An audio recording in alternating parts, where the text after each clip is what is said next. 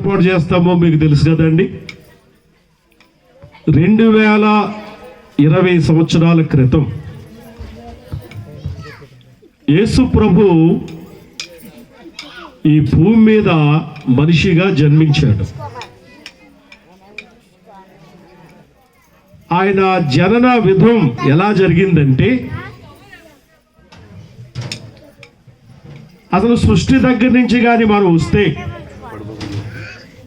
దేవుడు ప్రారంభంలో ఆదాము హవ్వ అనే వాళ్ళని చేశాడు.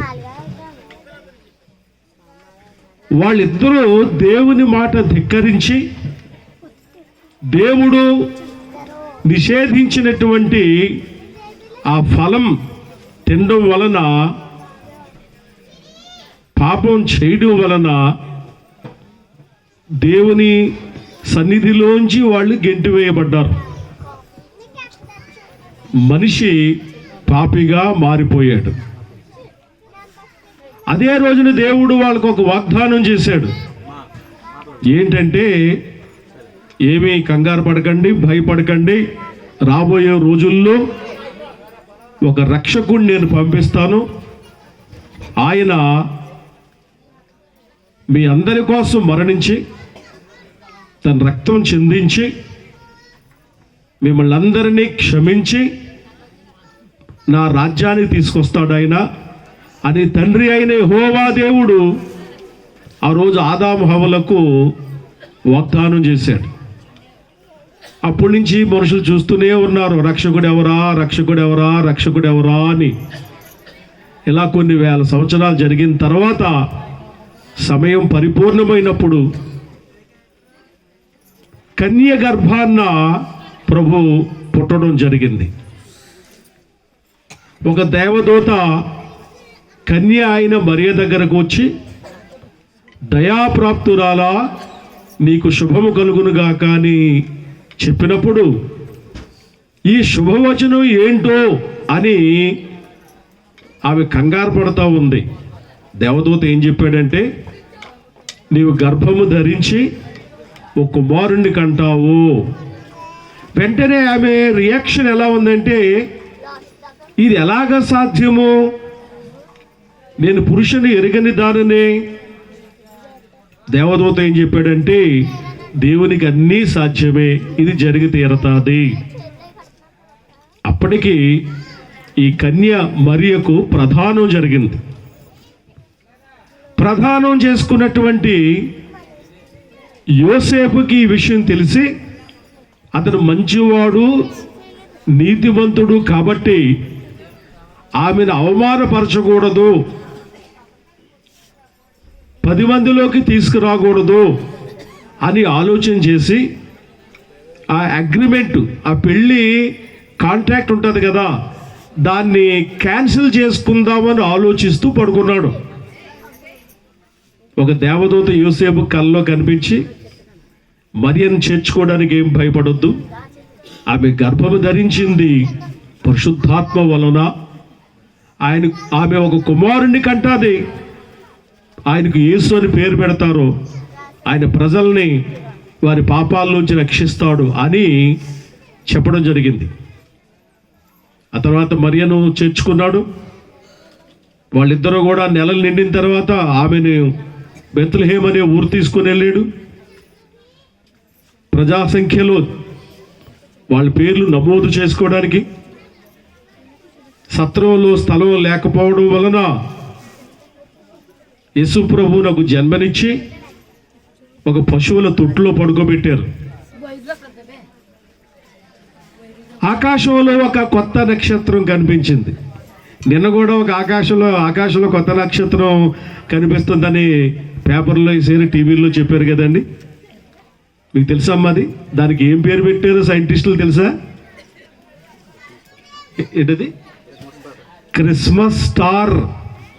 అరే, అది అవునా కాదా మనకు అనవసరం, కానీ దాని పేరేం పేరెట్టారు?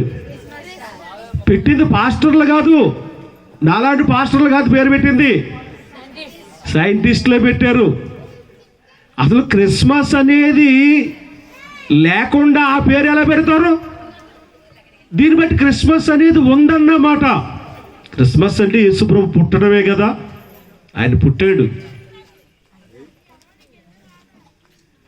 ఆయన పశువుల తొట్టులో పడుకోబెట్టారు. ఆ టైంలో ఆకాశంలో ఒక నక్షత్రం కనిపించింది. ఆ నక్షత్రం జాడ పట్టుకొని జ్ఞానులు వచ్చారు, వేలాది మైళ్ళ దూరం ప్రయాణం చేసి.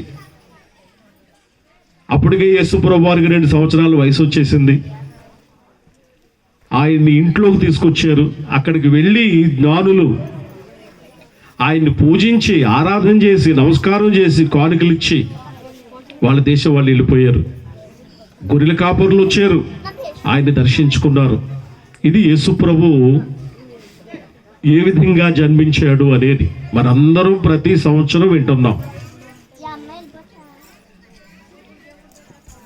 మీరు మర్చిపోతారేమోనని మళ్ళీ ఒకసారి జ్ఞాపకం చేశానన్నమాట. అయితే ఈ వేళ నేను చెప్పే వాక్యం ఏంటంటే, మత్తయి సువార్త 1వ అధ్యాయంలో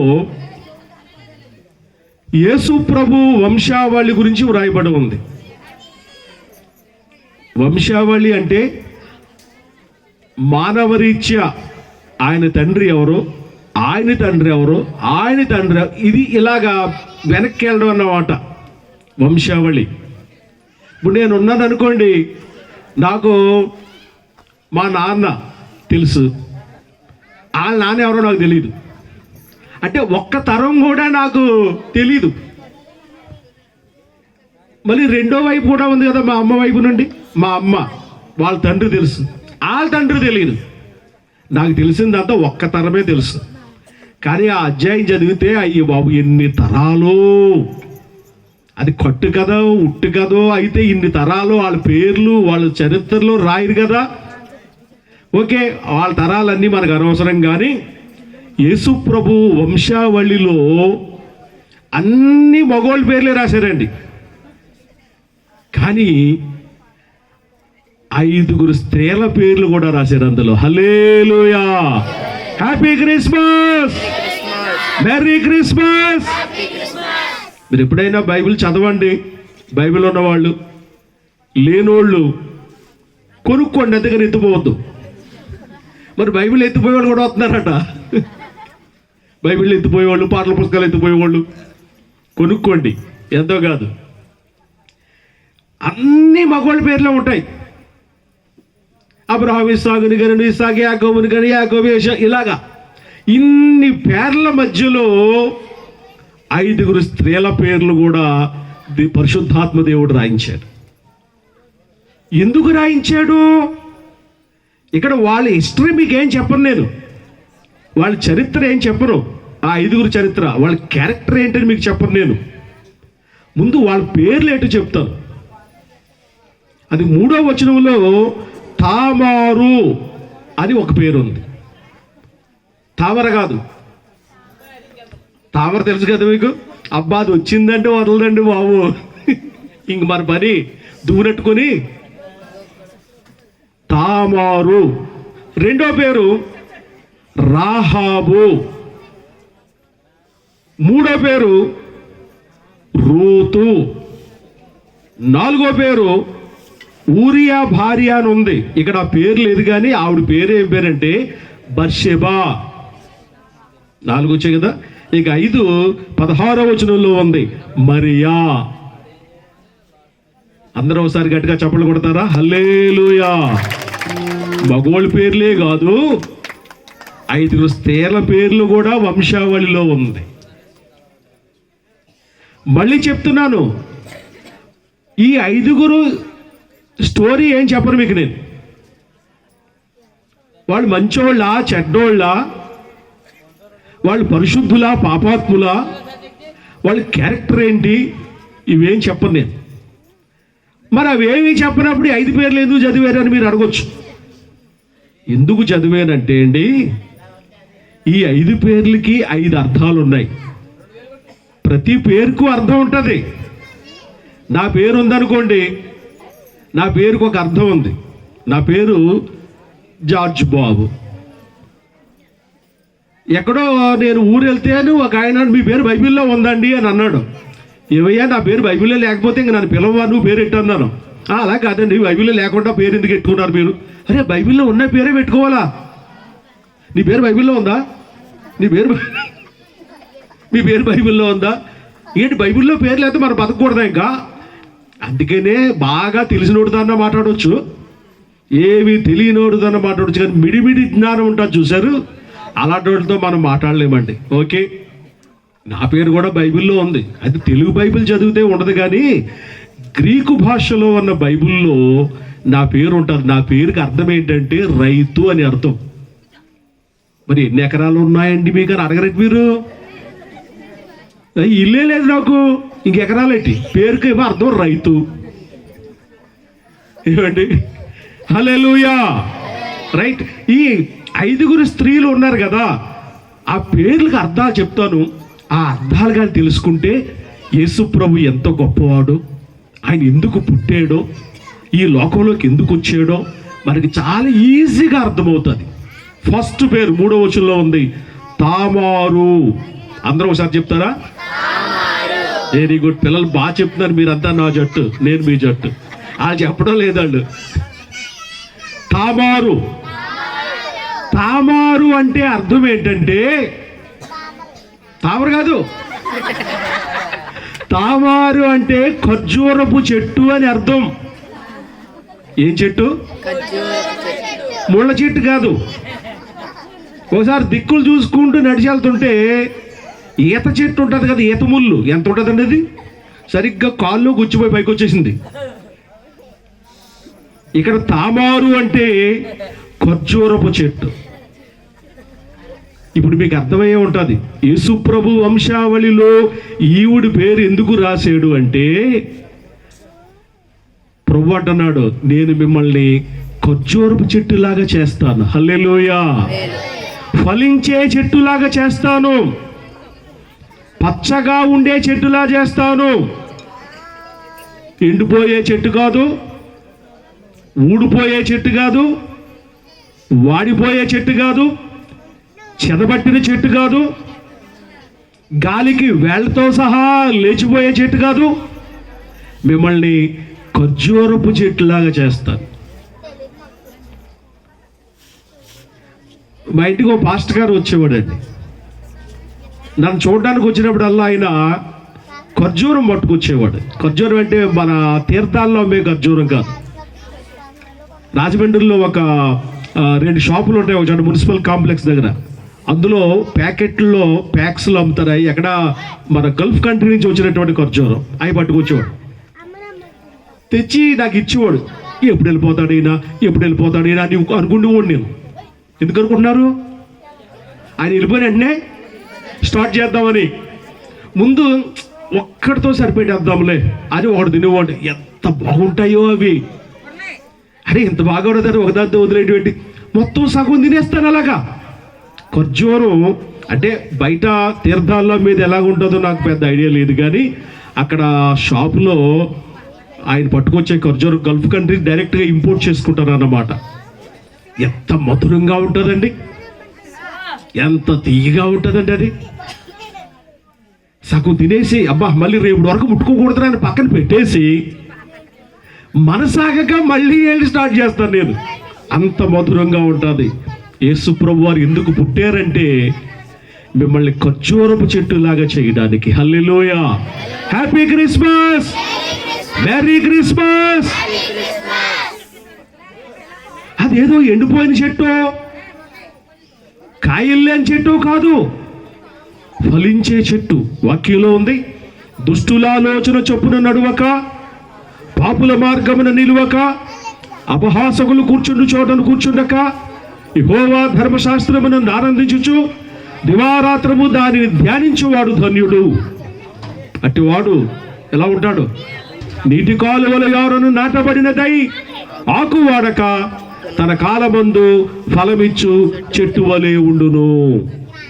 ప్రియమైన బిడ్డలారా, ఈ రాత్రి క్రిస్మస్ కి అటెండ్ అయినటువంటి సంఘ బిడ్డలారా, యేసు ప్రభు ఈ లోకంలో ఎందుకు జన్మించాడంటే, ఎందుకు పుట్టాడు అంటే, మిమ్మల్ని అలాగే మమ్మల్ని కూడా ఒక ఖర్జూరపు చెట్టులాగా చేయడానికి, ఫలించే చెట్టులాగా చేయడానికి, పచ్చగా ఉండే ఒక చెట్టులాగా చేయడానికి, ఆకులు వాడక తగిన కాలంలో ఫలించే చెట్టులాగా చేయడానికి యేసుప్రభు పుట్టాడు. Happy Christmas, merry Christmas. క్రీస్తు నేడు పుట్టాను. హల్లెలూయా. అందుకని ఈవిడ పేరు కూడా ఇక్కడ రాశారన్నమాట. ఇక రెండో పేరు ఎక్కడుందంటే 5వ వచనంలో ఉంది. ఈవిడ పేరు రాహాబు. పిల్లలు చెప్పండి, రాహాబు. రాహాబు అనే మాటకు అర్థం ఏంటంటే విశాలమైన, వైడ్ వైడ్, విశాలమైన. ఇంతకుముందు మనకు రోడ్లు చిన్న రోడ్లు ఉండేవి కదా, అవి నేరో రోడ్స్ అంటారు. ఇప్పుడు హైవే చాలా విశాలం చేశారు, ప్రయాణం చాలా ఈజీగా ఉంటుంది. ఇప్పుడు రాహాబు అనే ఆవిడ, ఆ స్త్రీ పేరు కూడా యేసు ప్రభు వంశావళిలో ఎందుకు రాశారు అంటే, ప్రభు చెప్తున్నాడు, ఇరుకుగా ఉన్న నీ జీవితాన్ని, ఇరుకు అంటే కష్టాలు, ఇరుకు అంటే రోగం, ఇరుకు అంటే పేదరికం, ఇరుకంటే ఇంకా జీవితం మీద ఆశ లేనటువంటి పరిస్థితి. అలా ఉన్నటువంటి మీకు విశాలత కలుగు చేస్తాను, ఇరుకులో విశాలత కలుగు చేయువాడు అని వాక్యంలో రాయబడి ఉంది. అందుకనే ఈవిడ పేరు రాశాడు. అందుకని ఈ రాత్రి యేసు ప్రభు మనతో ఏం చెప్తున్నాడంటే, మీకు విశాలమైనటువంటి జీవమును లేక జీవితాన్ని నేను అనుగ్రహిస్తాను. ఇక ఇరుకు అనేది మీకు ఉండదు, ఇక కష్టం అనేది మీకు ఉండదు. అందుకే నేను జన్మించాను. అందుకే పరలోకం వదిలిపెట్టి, పరలోకములో ఉన్నటువంటి ఆ వెలుగును విడిచిపెట్టి, పరలోకములో ఉన్న సింహాసనాన్ని వదిలిపెట్టేసి, నేను ఈ లోకంలో ఒక మనిషిగా, మానవుడిగా ఎందుకు వచ్చానంటే, అప్పటి వరకు ఇరుకులో ఉన్నటువంటి మీకు విశాలతను అనుగ్రహించడానికి. Hallelujah. Happy Christmas, merry Christmas. దావీదు గొర్రెల్ని మేపుకునేవాడు. చిన్నోడు, ఇంట్లో అందరికంటే ఆఖరోడు. ఈడెందుకు పనికిరాడు అనుకున్నాడు ఏంటో, వాళ్ళ నాన్న గొర్రెలు మేపరాన్ని పంపించేశాడు. అయితే దేవుడు దావీదును అభిషేకం చేశాడు. అభిషేకం చేసిన రీతిగా ఆ దావీదుని, ఆ గొర్రెలు మేపుకునేవాడిని, ఆ పొలాల్లో తిరిగేవాడిని, ఆ అడవిలో తిరిగేవాడిని, ఆ పొలాల గట్ల మీద పడుకునేవాడిని, ఎండకు ఎండి వర్షానికి తడిచి ఉండే ఈ ఇరుకు జీవితం దేవుడు ఆ దావీదును మహారాజుగా చేశాడు. Hallelujah. Happy Christmas, merry Christmas. క్రీస్తు నేడు పుట్టెను. హల్లెలూయా. ప్రభు ఈ లోకానికి ఎందుకు వచ్చాడంటే, ఈ లోకంలో ఎందుకు పుట్టాడంటే, రెండో పేరు రాహాబు అంటే విశాలమైన. రేపటి నుంచి విశాలమైన జీవితం మీకు ఇస్తాడు ఆయన. మూడో పేరు చూద్దాం. అది కూడా 5వ వచనంలోనే ఉంది. మూడో పేరు రూతు. చెప్పండి పిల్లలు, ఇక్కడ పిల్లలు ఏమైపోయారు? రూతు. Very nice. ఈవిడ పేరు ఇందులో ఎందుకు రాశారంటే, రూతు అంటే ఏ ఫ్రెండ్ అని అర్థం. రూత్ అంటే అర్థం ఏంటి? స్నేహితుడు లేక స్నేహితురాలు అని అర్థం. అంటే ఈవిడ పేరు రాయడానికి కారణం ఏంటంటే, ప్రభువు మనకు స్నేహితుడిగా ఉండడానికి వచ్చాడు. ఈ లోకంలో స్నేహితులు ఎలా ఉంటారో మనకు తెలుసు. ఒకప్పుడు నమ్మకంగానే ఉండేవారు, ఇప్పుడు ఏం నమ్మకం లేదు. స్నేహితుడే మోసగిస్తున్నాడు. ఒక వ్యక్తి నాకు తెలుసు, ఆయనకు ఒక కారు, తన భార్యకు ఒక కారు, ఇద్దరు కూతుర్లకి 2 కార్లు, పెద్ద బంగ్లా, బిజినెస్. అతను నిర్లక్ష్యమే అతని దెబ్బేసింది. ఈ బిజినెస్లో వచ్చిన డబ్బు అంతా ఫ్రెండ్స్కి ఇచ్చి బ్యాంకులో డిపాజిట్ చేయమనేవాడు. వాళ్ళు చేశారా లేదా, నిజంగానే డబ్బు బ్యాంకులో వేసారా లేదా చూసుకునేవాడు కాదు. లాస్ట్కి బిజినెస్లో నష్టం చూపించారు. నష్టం చూపిస్తే ఆ నష్టాన్ని భర్తీ చేయడానికి ఇల్లు అమ్మేసుకున్నాడు, కార్లు అమ్మేసుకున్నాడు, అన్నీ అమ్మేసుకొని లాస్ట్ స్టేజ్లో ఎవరైనా ఒక 1000 రూపాయలు ఇస్తే చాలు ఈ నెలంతా అన్నం తిందాము అనే స్థితికి వచ్చేసాడు. ఎవరు మోసగించారో తెలుసమ్మా? ఫ్రెండ్సే మోసం చేశారు. ఇక్కడ రూతు అంటే స్నేహితుడు అని అర్థం. ఒక పాట కూడా మనకుంది, చిరకాల స్నేహితుడా నా హృదయాన సన్నిహితుడా. చిరకాల నువ్వు నన్ను ఫాలో అవ్వాలి, స్పీడ్ వెళ్ళిపోకూడదు. నాదంతా స్లో, ముసలోడు కదా, మన ఆజమాడినట్టు స్పీడ్ కొట్టుకోవాలి కాబట్టి వాళ్ళు. చిరకాల స్నేహితుడా నా హృదయాన సన్నిహితుడా, చిరకాల స్నేహితుడా. చప్పట్లనే కొట్టండి. నా హృదయాన సన్నిహితుడా, నా తోడు నీవయ్యా, నీ స్నేహం చాలయ్యా, నీవయ్యా నా మగువా యేసయ్యా. చిరకాల స్నేహం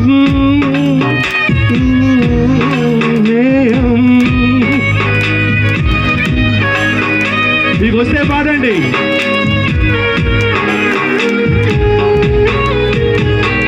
చిరకాల స్నేహితుడా నా హృదయాన సన్నిహితుడా. డబ్బులు కొట్టాలి.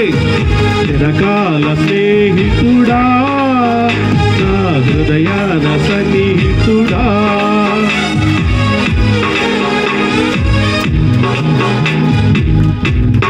బంధువులు వెలివేసిన వెలివేయని స్నేహం,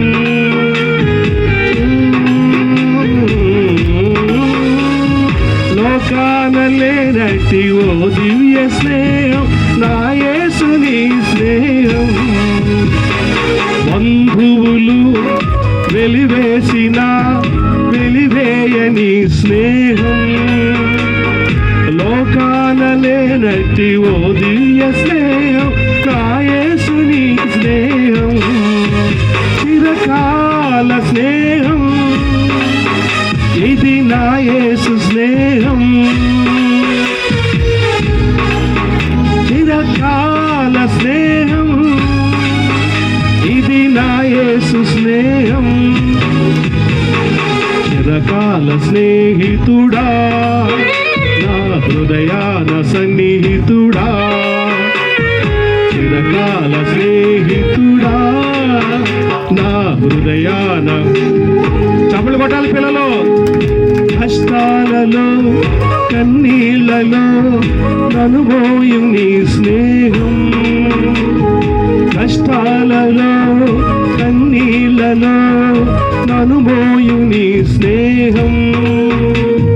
నన్ను ధైర్యపరచి ఆదరణ కలిగించు నా యేసుని స్నేహం. నన్ను ధైర్యపరచి ఆదరణ కలిగించు నా యేసుని స్నేహం. చిరకాల స్నేహం ఇది నా యేసు స్నేహం. చిరకాల స్నేహం ఇది నా యేసు స్నేహం. చిరకాల స్నేహితుడా నా హృదయాన సన్నిహితుడా, చిరకాల స్నేహితుడా నా హృదయాన. ఇలా చప్పలు పెట్టాలి. విలువైనది విడువనిది ప్రేమించు నీ స్నేహం, నిజమైనది విడువనిది ప్రేమించు నీ స్నేహం. కలువరిలో చూపిన సిలువ స్నేహం నా యేసుని స్నేహం. సిలువ స్నేహం నా యేసుని స్నేహం చిరకాల స్నేహం ఇది నా యేసు స్నేహం చిరకాల స్నేహం ఇది నా యేసు స్నేహం చిరకాల స్నేహితుడా నా హృదయాన సన్నిహితుడా చిరకాల స్నేహితుడా నా హృదయాన. హల్లెలూయా. బాగా పాడానండి నేను, మరి గట్టిగా కొట్టాలి మరి వాడు. Very nice. ప్రభు ఇంకా బాగా పాడతాడు యేసయ్య. రైట్. ఇప్పుడు ఈ యేసుక్రీస్తు వంశావళిలో 3వ పేరు అంటే స్త్రీల పేర్లు చెప్తున్నానంటే రూతు. రూతు అంటే స్నేహితురాలు అని అర్థం. ఇద్దరు స్నేహితులు ఉండేవారు, ఇద్దరు ఫ్రెండ్స్ ఉండేవారు, కలిసి చదువుకున్నారు, ఒకే ఊరు వాళ్ళు, ప్రాణ స్నేహితులు. ప్రాణ స్నేహితులు అంటే ప్రాణం తీసేవాళ్ళు కాదు, ప్రాణం ఇచ్చేవాళ్ళు అన్నమాట. ఇలా ఉంటుండగా ఒక స్నేహితుడికి ఉద్యోగం వచ్చింది. ఏంటి ఉద్యోగం అంటే ఆర్మీలో ఉద్యోగం. వెళ్ళాడు ఆర్మీకి. దురదృష్టవశాత్తు ఆ ఆర్మీలో ఆ యుద్ధంలో చనిపోయాడు. అంటే ఇక్కడ ఒక చిన్న ట్విస్ట్ ఏంటంటే, ఒక స్నేహితుడికి పెళ్ళి అయ్యింది, అతను ఉద్యోగం చేస్తున్నాడు, భార్య పిల్లలు ఉన్నారు. తను అర్జెంటుగా ఆర్మీలోకి రమ్మని ఫోన్ వచ్చింది, కబురు వచ్చింది. బాధపడుతున్నాడు, విచార అయ్యో మొన్నే పెళ్ళి అయ్యింది, మొన్న కదలేండి, పిల్లలు కూడా ఉన్నారు, ఎలా వెళ్ళలే, వాళ్ళు వదలలేకపోతున్నాడు, ఆ ఊరు వదలలేకపోతున్నాడు. ఇంకో ఫ్రెండ్ ఉన్నాడని చెప్పిన కదా, అతను ఇతనికి బదులుగా వెళ్ళాడు. ఇది నేను అల్లు చెప్తున్న కథ కాదు, నిజంగా జరిగిందేనట. ఒక చోట నేను చదివాను ఇది. యుద్ధం జరుగుతూ ఉంది, అనుకోకుండా తుపాకీ ఇతని మీద పేలింది, చచ్చిపోయాడు. ఒక 4-5 రోజులకి ఆ వార్త ఇంటికి వచ్చింది. ఆ వివాహమై ఇంటి దగ్గర ఉన్నటువంటి ఆ ఫ్రెండ్ ఎంతో విలపించి ఏడ్చి ప్రతి సంవత్సరం కూడా సమాధి దగ్గరికి వెళ్ళి అక్కడ గులాబీ పువ్వులు పెట్టి 1 గంట సేపు అక్కడ కూర్చొని వస్తూ ఉన్నాడు. అది స్నేహం అంటే. ప్రాణం తీసేయడం, కూడా తిరుగుతూ తాటేగులు కట్టడం, పక్కనే ఉంటూ గోతులు తీయడం, ఇంట్లోకి వచ్చి వాసాలు ఎక్కెట్టడం. సున్నవేసినోడే కన్నం వేసాడట. అలాగా ఇలాంటి ఫ్రెండ్ కాదు యేసు ప్రభు. ఆయన ప్రాణం ఇచ్చినటువంటి స్నేహితుడు. ఈ friend in need is friend in deed అంటారు ఇంగ్లీష్లో. అంటే ఆపదలో ఆదుకున్నవాడే నిజమైన స్నేహితుడు. వీళ్ళందరూ వదిలేసిపోతారమ్మా. మీరు స్కూల్కి వెళ్ళేటప్పుడు, కాలేజీకి వెళ్ళేటప్పుడు, లేదా ఊళ్ళో మీకు చాలామంది ఫ్రెండ్స్ ఉంటారు. కానీ అది ఏంటంటే పెడితే పెళ్లి కొడతారు, లేకపోతే ఇది ఎప్పుడు చెప్తాడు ఎదవా, ఇది ఎప్పుడు చెప్తాడు ఎదవా అని అనుకుంటారు. పెడితే పెళ్లి కోరే రకాలు. ఇలాంటి ఫ్రెండ్ కదైనా. ఈయన ఎప్పుడూ మనతోనే ఉండే స్నేహితుడు. మనం నడవలేకపోతుంటే ఆయనే పైకి లేపి భుజం మీద వేసుకొని తీసుకెళ్లే స్నేహితుడు. మన మంచం మీద రోగంతో కుళ్ళిపోతుంటే, కృషించిపోతుంటే ఫ్రెండ్స్ మామూలుగా వెళ్ళి పారిపోవచ్చు, కానీ యేసయ్య అనే ఫ్రెండ్ ఎప్పుడు మన దగ్గరే ఉండి మనకి ధైర్యం చెప్పి ఆదరించి తోడుగా ఉండే ఫ్రెండ్ ఆయన. చివరికి మన పాపాలు క్షమించాలని, మనల్ని తన బిడ్డలుగా చేసుకోవాలని, మన కోసం మరణించి రక్తం కార్చినటువంటి ఆయన మంచి స్నేహితుడు అన్నమాట. Hallelujah. Happy Christmas, merry Christmas. క్రీస్తు నేడు పుట్టెను. హల్లెలూయా. యేసు ప్రభు ఈ లోకంలోకి ఎందుకు వచ్చాడంటే టు బి అవర్ ఫ్రెండ్, మనకు స్నేహితుడిగా ఉండడానికి. ఆ వెనకాలే వచ్చి వెన్నుపోటు పొడిచే ఫ్రెండ్ కాదు ఈయన. మన కోసం ప్రాణమే ఇచ్చేసినటువంటి ఫ్రెండ్. ఎవరిస్తారండి ప్రాణం? భార్య కోసం భర్త ఇవ్వగలరా? భర్త కోసం భార్య ఇవ్వగలరా? తల్లిదండ్రుల కోసం పిల్లలు ఇవ్వగలరా? వాళ్ళు ఎప్పుడు చేస్తారో అని చూస్తున్నారు వీళ్ళు కుర్రోళ్ళు. ఏంటి అరే, ఒక ముసలావిడ వచ్చి ఏడుస్తుంది దగ్గర. ముసలిదంటే అంత ముసలిది కూడా కాదు, ఇల్లు సంపాదించింది, ఏదో కొంచెం పొలం కూడా సంపాదించి. కొడుకు అంటాడంట, నువ్వు ఎప్పుడు చేస్తావు బాబు, బేగా బో, నువ్వు చదువు ఎప్పుడు చేస్తావు. ఇదేంటి వీడు పోకంటే పంపించేసిలా ఉన్నాడు. ప్రార్థన చేయనంటే నాకు చాలా మనసు బాధ అయింది, ఏడుపు వచ్చింది నాకు. మరి ఇలాంటి కొడుకులు ఉంటారా? కానీ యేసయ్య అలాంటి ఫ్రెండ్ కాదు. ఎప్పుడు మన పక్షాన నిలబడి మనకు సహాయం చేసి మన కోసం ప్రాణం ఇచ్చేసినటువంటి స్నేహితుడు. గట్టిగా చప్పట్లు కొడదాం. హల్లెలూయా, హల్లెలూయా. మరొక పేరు చూద్దాం. ఇది 6వ వచనంలో ఉంది. ఊరియా భార్య అని ఉంది, ఇక్కడ పేరు రాయలేదు. ఆవిడ పేరు బత్షెబా. ఈ బత్షెబా అనే మాటకు అర్థం ఏంటంటే ప్రమాణము చేయుట. ప్రమాణము. యేసు ప్రభు వంశావళిలో మగోళ్ళ పేర్లే కాదు, స్త్రీల పేర్లు కూడా ఉన్నాయి. ఇక్కడ ఇప్పుడు లాస్ట్గా మనం చదువుతున్నది బత్షెబా అంటే ప్రమాణము చేయుట. మనం కూడా చాలాసార్లు ప్రమాణాలు చేస్తుంటాం. ఒట్టు తీసి, వెరీ గుడ్, పిల్లలు బాగా చెప్తున్నారు, గట్టు మీద పెట్టాలట. మనం అలాంటి వాళ్ళమే, ఎన్ని ఒట్లు వేస్తామో అన్ని తీసి గట్టు మీద పెడతాం. ఒట్టుల్ని అట్లా కాల్చుకుని మరీ తినేస్తుంటాం. ఒట్టు, ప్రమాణం, నిబంధన, కవెనెంట్ అంటారు. యేసు ప్రభు ఎందుకు వచ్చాడంటే మనతో నిబంధన చేయడానికి వచ్చాడు. ఆ నిబంధనే క్రొత్త నిబంధన అని పిలుస్తున్నారు. మనకు బైబిల్లో 2 ఉంటాయి, పాత నిబంధన, కొత్త నిబంధన. పాత నిబంధన అర్థం ఏంటంటే, పాత నిబంధన సారాంశం ఏంటంటే, నువ్వు ఇలా చేస్తే నేను ఇలా చేస్తాను అన్నాడు దేవుడు. అది కొత్త నిబంధనకు వస్తే ఏమన్నాడంటే, నువ్వేం చేయక్కర్లేదు, అంతా నేనే చేస్తాను అన్నాడు. గట్టిగా చప్పట్లు కొడదాం. Hallelujah. Happy Christmas, merry Christmas. క్రీస్తు నేడు పుట్టాను. మళ్ళీ చెప్తున్నాను, బత్షెబా అంటే ఏం చెప్పాడు అర్థం? మర్చిపోయారు ఇప్పుడే. ప్రమాణము చేయుట, ఒట్టు పెట్టుట, నిబంధన చేయుట. ప్రామిస్, యూఆర్ రైట్, నిజమే, కరెక్టే, ప్రామిస్. అలాగే పాత నిబంధనలో దేవుడు ఏం ప్రామిస్ చేశాడంటే, నువ్వు బలర్పిస్తే నేను నిన్ను రక్షిస్తాను అన్నాడు. మరి కొత్త నిబంధనలు ఏమన్నాడు? నువ్వు బలివ్వద్దు, నేనే బలైపోతాను, నేను రక్షిస్తాను. ఇదే క్రిస్మస్ అంటే. Merry Christmas, happy Christmas. క్రీస్తు నేడు పుట్టాను.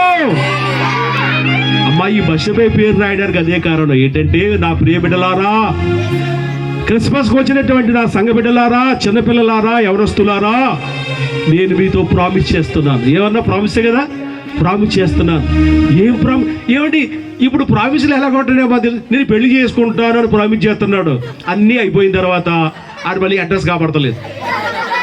వాట్సాప్లోకి రావట్లేదు, ఫేస్బుక్లోకి రావట్లేదు, ట్విట్టర్లోకి రావట్లేదు, ఇంకెక్కడికి రావట్లేదు. అడు ఏమైపోడు పక్క ఇదిలోనే ఉంటాడు, కానీ మీకు కనిపించదు అంతే. అందుకని అలాంటి ప్రామిసులు నమ్మకండి. సాయం చేస్తామంటారు, అలాంటి ప్రామిసులు నమ్మకండి. అబ్బే నేను ఇక్కడ ఉన్నాను కదా, నీకు భయం ఏంటంటారు. ఏమి మా నాన్న ఒక కథ చెప్పేవాడు. కథ కాదు, నిజంగా జరిగిన స్టోరీ అట. ఏంటంటే, ఒక తండ్రి చిన్న కూతురు ఊరు వెళ్తున్నారు. సడన్గా పెద్ద వర్షం, కాలువ పొంగిపోతుంది. ఇప్పుడు ఆ కాలువ దాటి వెళ్ళాలి. ఏం చేయాలి? తప్పదు, అక్కడికి వెళ్ళాలి. అమ్మ, మనిద్దరం వెళ్ళిపోదాం, నా చెయ్యి గట్టిగా పట్టుకో అన్నాడు తండ్రి. నాకు భయం వేస్తుంది. I promise. ఏమన్నాడు? నేను అసలు వదలనమ్మా, గట్టిగా పట్టుకో, నేను కూడా నేను పట్టుకుంటాను. కొంచెం దూరం వెళ్ళారు, బాగానే ఉంది. కొంచెం దూరం వచ్చేసరికి స్పీడ్ పెరుగుతుంది. స్పీడ్ అంటే వాటర్ స్పీడ్, ఎయిర్ స్పీడ్ కాదు. ఇంకా కొంతసేపటికి ఆ పిల్ల కాళ్ళు తేలిపోయాయి. నీటి ప్రమాదం ఎంత ఇదిగా ఉంటుందండి. అగ్గిలో పడ్డవాడని బయట రాగలడేమో, కానీ నీటిలో పడ్డవాడు ఈత రాకపోతే ఆడికి కోత. ఇంకా పిల్ల కాళ్ళు తెలిపోతున్నాయి, నాన్న తెలిపోతున్నాను, నాన్న కూడా కాళ్ళు జారిపోతున్నాయి. అప్పుడు వాళ్ళ నాన్న ఏం చేసి తెలుసా అండి? చెప్పాలా? వెరీ గుడ్, బాగా అర్థమవుతుంది. నానా వదిలేయద్దు, నేను నీటిలో కొట్టుకుపోతాను, నేను చచ్చిపోతాను బాబోయ్ అన్నా సరే ఈ ముసలోడి ఎంతకాలం బతుకుతాడండి? ఇంకా భారతకాలం బతకాల పిల్ల. అలాంటిది ఆ పిల్ల చేతులు బలవంతంగా విదిలించేసుకొని నీటిలో వదిలేసి బయటకు వచ్చేసాడు. అదే ప్రామిస్ అంటే. ప్రామిస్ మిస్ అయ్యింది అక్కడ. ఆ ప్రామిస్లో ఉన్నటువంటి ఆ పవర్ కానీ ఆ సొలమ్నిటీ కానీ మిస్ అయ్యింది. ప్రభు అలాంటి వాడు కాదు. ఆయన ప్రామిస్ చేసాడంటే చెయ్యి వదలడం, ఆయన ప్రామిస్ చేసాడంటే బాగు చేసి తీరతాడు, ఆయన ప్రామిస్ చేశాడంటే ఐశ్వర్యం ఇచ్చి తీరతాడు, ఆయన ప్రామిస్ చేశాడంటే మనశ్శాంతి ఇచ్చి తీరతాడు, ఆయన ప్రామిస్ చేశాడంటే గర్భాలు ఇచ్చి తీరతాడు, ఆయన ప్రామిస్ చేశాడంటే మేము ఉన్నతమైన శిఖరాలకు తీసుకొస్తాడు. ఆయన మాట తప్పడండి. Hallelujah, hallelujah. Happy Christmas, merry Christmas. క్రీస్తు నేడు పుట్టాను. హల్లెలూయా. ఆయన మాట మీద నిలబడేవాడు. మాటము చెప్పాలి గట్టిగా, మాటము తెప్పని వాడు. మరి ఎన్నిసార్లు తిప్పేస్తుంటామో వాడు. ఏమండి, మాట ఎత్తుంటాం మళ్ళీ తిప్పేస్తుంటాం. ఇక లాస్ట్ దానికి వచ్చేద్దాం. ఈ పేరు ఎక్కడుందంటే 16వ వచనంలో ఉంది. మరియా. చెప్పండి, మరియా, మరియా, మరియా. యేసుప్రభు తల్లి పేరు యేసుప్రభు తండ్రి పేరు. ఆయనకి తండ్రి లేడు. మీరు సైలెంట్గా ఉండడం కూడా ఒక మంచి అర్థమే. తండ్రి లేడు ఆయనకి. పరిశుద్ధాత్మ ద్వారా జన్మించాడు ఆయన. కన్య గర్భాన జన్మించాడు ఆయన. ఆయన దేవుడే. ఆయన మనిషిగా వచ్చాడు. తండ్రి, కుమార, పరిశుద్ధాత్మ అనే ఆ త్రిత్వములో రెండవ వ్యక్తిగా ఉన్నటువంటి ఆ యేసు లేక ఆ క్రీస్తు, ఆ మెస్సియా ఒక మానవ శరీరాన్ని ధరించి మనిషిగా, మనలాంటి మనిషి, 2 కళ్ళు 3 కాదు, మనలాగే చేతులు, 5 ఏళ్ళు లేదని 10 ఏళ్ళు లేవు, సేమ్ టు సేమ్ మానవ రూపం ధరించి మనలాగే ఈ భూమి మీదకి వచ్చాడు. మనలాగే ఎందుకు వచ్చాడు ఆయన? ఎందుకు వచ్చాడంటే అమ్మా, ఇప్పుడు పిచ్చుకలు 2 పిచ్చుకలు మాట్లాడుకుంటాయి. ఎప్పుడన్నా చూసారా మీరు? కిచకిచకిచకిచకిచ ఏం మాట్లాడుకుంటున్నాయి అయ్యి? ఏదో ఐ లవ్ యూ, లవ్ మీ అనేది చెప్పుకుంటున్నాయి. అయ్యి మనకు తెలియదు ఆ భాష కదా, పిచ్చుకలు తెలుస్తుంది. మరి ఆ ఏం మాట్లాడుకుంటున్నాయి మీకు అర్థం కావాలంటే మీరు పిచ్చుకలు అవ్వాలి. పిచ్చుకలు అయిపోయి పక్కకి వెళ్ళి అమ్మ పక్కోళ్ళు మాట ఏంటో ఎంత సరదాయో. మనకి గోళ్ళకు చెవులు ఉంటాయి అంటారు. ఏమి చెవులు? మనకు 100 చెవులు ఉన్నాయి. ఏంటి, కుక్కలు బాబు అంటుంటాయి. ఆ భాష అర్థం కాదు.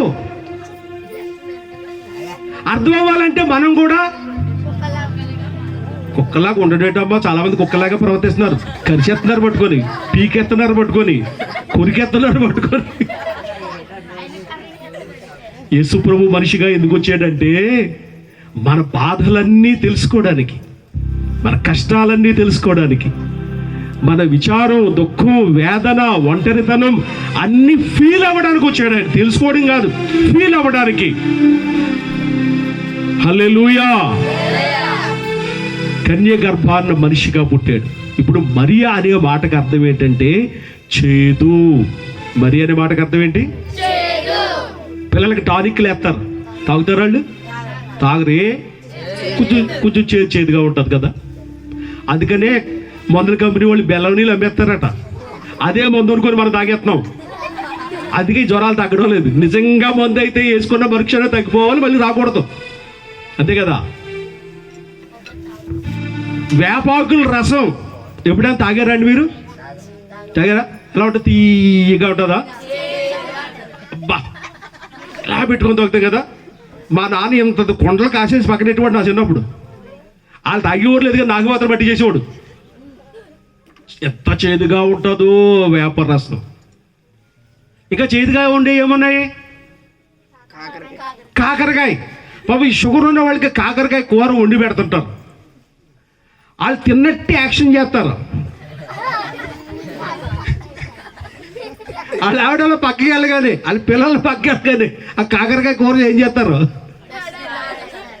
చేదు పోయి ఏం తిరగలవని చెప్పండి మనం. అదే లడ్డూలైతేనో, అదే చూడిపిండితో చేసిన లడ్డూలైతేనో. ఇందాక మా ఇంటి దగ్గర చేశారు పాపం మన విక్టర్ గారు, వాళ్ళ పాస్టమ్ గారు 8 పెట్టారు నాకు. అన్ని తిండిపోతే అనుకుంటానని, ఇంకా తినాలని ఉన్నా సరే 5 తిని ఉన్నాయి. 5 మాత్రం తక్కువ. టీప్ అంటే ఇష్టం కదా. మరి అనే మాటకు అర్థం చేయదు. చాలా మంది బతుకులు చేదుగానే ఉన్నాయండి. పైకి నవ్వుతున్నారు అంతే, లోన ఎంత బాధో. పేదరికం వల్ల బాధ, ఒంటరితనం వల్ల బాధ, ఇల్లు లేదు అనే బాధ, ఈ పిల్లలకి తొందరగా పెళ్ళి అవ్వడం లేదు అని బాధ. అంత చేదే కదా మరి. అయితే ఆవిడ పేరు రాయడానికి కూడా కారణం ఏంటంటే, ఈ రోజు నుంచి మీ జీవితం మధురంగా చేసేస్తాను నేను. Hallelujah, hallelujah. Happy Christmas, merry Christmas. క్రీస్తు నేడు పుట్టెను. హల్లెలూయా. చేదుగా ఉన్న మీ జీవితం, ఎప్పుడు కుమిలిపోతూ ఉన్నటువంటి మీ బ్రతుకుని, ఎప్పుడు ఏడుస్తూ ఏదో పోగొట్టు. కొంతమంది చూడండి, ఎవరితో మాట్లాడరండి బాబు, మూలకెళ్ళలా కూర్చుంటారు. అలాంటి వాళ్ళు బేగా పిచ్చోళ్ళు అయిపోతారు. మాట్లాడండి మనుషులతో. కష్టాలు బాధలు అనేవి వస్తుంటాయి, ఎందుకు రావండి? మనుషులం కదా.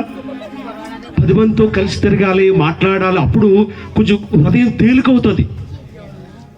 ఇలా చేదుగా ఉన్న నీ బ్రతుకుని మధురంగా చేసేస్తాను. పంచదార పాకం, బెల్లం పాకం, చెరుకు రసం పాకం,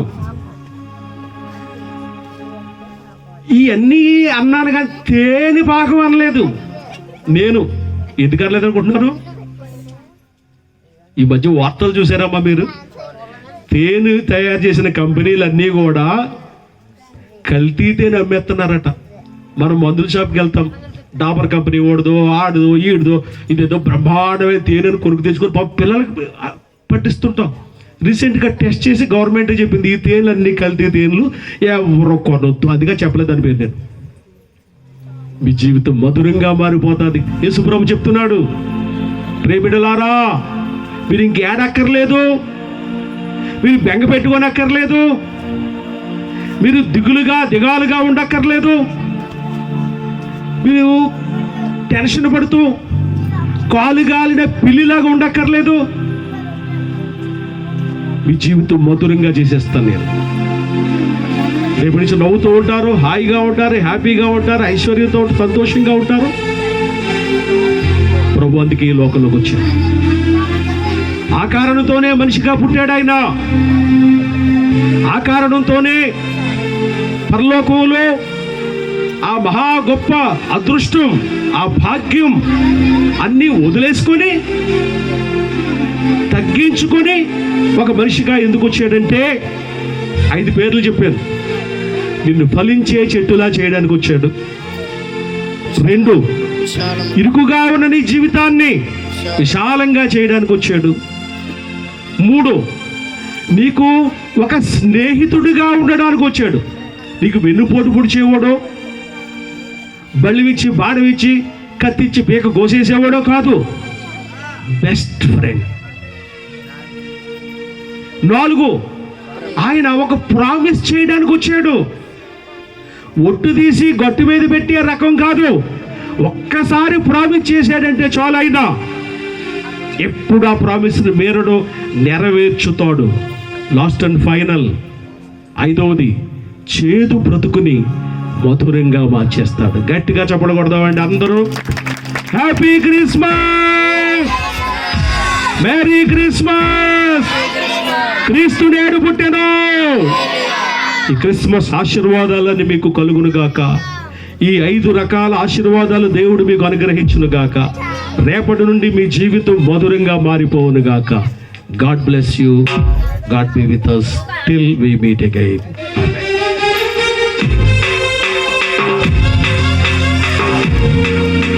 ఇంతవరకు చక్కని క్రిస్మస్